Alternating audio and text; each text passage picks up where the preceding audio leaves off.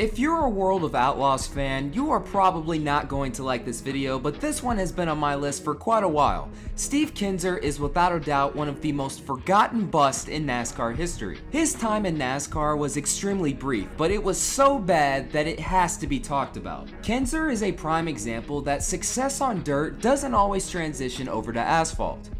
So let's get into it. I cannot stress enough how much of a legend Steve Kinser is in the World of Outlaws. He is perhaps the greatest driver ever. He began racing in the series in 1978, and in his rookie season, he would go on to win 11 races and win the series championship. He was simply the best, and I'm not over-exaggerating. From 1978 to 1992, he would win 335 World of Outlaws races, along with 12 championships. At this point, Kinser needed a challenge, and stock car racing provided that. His first attempt in NASCAR came in 1993 when he attempted to qualify for that year's Daytona 500. Unfortunately, his first attempt was a disaster as he crashed out of the first Gatorade dual race 2 laps in. He made one last attempt that season at Talladega but failed to qualify. In the World of Outlaws, it was a much different story as he would score 19 wins and clinch his 13th championship. The following year, he would get invited to compete in IROC, where he would do the unthinkable. At the very same track he DNQ'd at in NASCAR, he would pull off an upset victory at Talladega. This built up a lot of hype that maybe Steve Kinser could get the job done on asphalt, and that caught the attention of one NASCAR owner,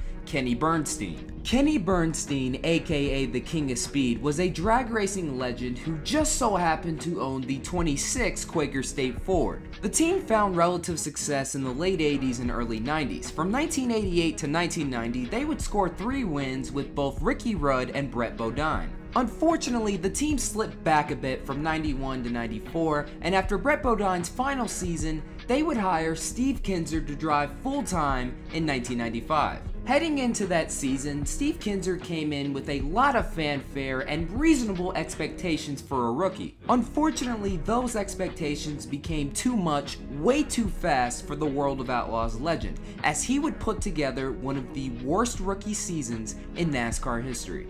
Yellow is out around the track. Car number 26 has blown. That's the Kinser car. Steve Kinser, Bloomington, Indiana, will have to hope for a provisional berth to make it into the 500. Back in a moment. Got one car slowing down. And one spinning. 2 or 3 spinning down in turn 1. And Kinser is in it. And Phil Parsons in the car number 19. There was a car smoking coming through the corner. May have lost an engine just in front of them. Third caution of the day. I guess it was just the idea of running into each other. That's the way it looked to me. The 43 car, I hope, got through there okay, because Bobby was running right with him.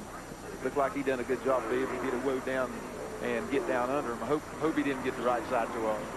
Well, I'm with Steve Kinser, whose car's looking a bit sorry. What happened out there, Steve, on your first ever Winston Cup race?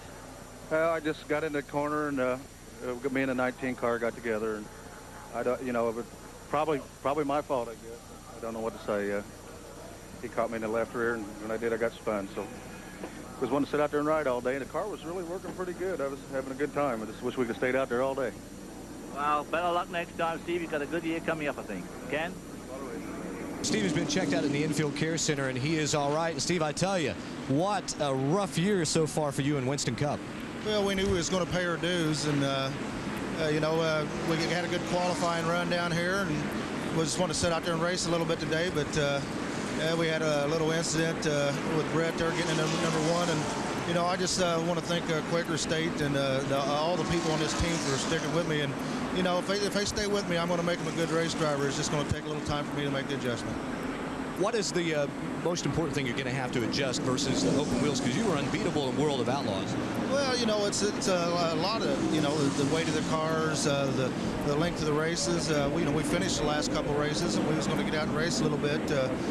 You know, I don't know what happened there. We just went in the corner, and then all once I felt somebody hit me in the left rear quarter panel. So, you know, I don't know if somebody had pushed up into me or I got down a little lower what, but you know, I felt like I ran my line in there, and you know, it's part of racing. It happens once in a while. It's I'd like to get out there and run a little bit. Oh, glad to see you're okay. Bob? And I got to give a call to Ward Burton, the Hardy's car. He's been able to get by Bobby Labonte and Ricky and the crash. He gets together with Kinser, and Bobby Labonte's in run is crashing in the back straightaway. 3 or 4 car crash, and still Ricky Rudd is taking hits out there. Ward Burton has worked his way into the top 5, and Ward, a moment ago we saw some contact between you and Kinser. What happened? Kinser probably thought I was up above him. Of course, he's a lap car, and we got in there side by side and coming out the corner full throttle, and I think he pulled down a little bit. I know he's trying to learn, but it was a heck of a way to go out and run the top 5, but hopefully we'll be back next week. Well, Ricky Rudd has climbed from the tide forward. Ricky, a lot of damage to the car. What happened out there, and are you going to be able to get back out?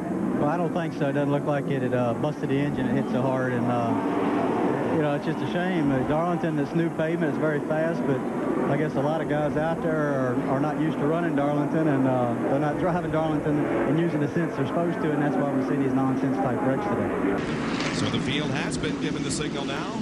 1 lap until the green. We talked about the 8 drivers that did not qualify for the race. There they are. They include Joe Nemechek and Butch Miller, Steve Kinser, Strickland, Standridge, Mike Wallace, Jeremy Mayfield, and Brad Teague. You know, 36 cars are going to take the green flag in today's First Union 400, but 45 showed up. That means that 9 drivers and teams had to go home. There they are. Jeremy Mayfield, Kenny Wallace, Steve Kinser, Billy Standridge, Jay Hedgecock, Chuck Bound, Randy McDonald, Jeff Purvis, Davy Jones. All of those drivers had to go home. Steve Kinser was fired 7 races into the season, and his 1995 stats are this: 0 wins, 0 top 5s, 0 top 10s, an average finish of 35.2, and had 3 DNFs along with 2 DNQs. Like I said in the very beginning, he's one of the most forgettable busts because his time was so brief. He would return to the World of Outlaws and actually win that year's Knoxville Nationals. Fans of the World of Outlaws were happy to welcome him back with open arms, including the commentators. You know what? I don't care Steve Kinser's not in Winston Cup racing. I'm glad to have him back in sprint car racing because that was awesome, and I'm glad I got to see the king at Knoxville, Steve Evans. I agree with you. I think God meant for this man to race on dirt. I think he said it best. God did intend for Steve Kinser to race on dirt, as he would finish out his career as the greatest driver in World of Outlaws history. But unfortunately, God also intended for him to be a NASCAR bust. And once again, that'll do it for another video. Thank you guys so much for watching. This is Black Flags Matter. Catch you next time.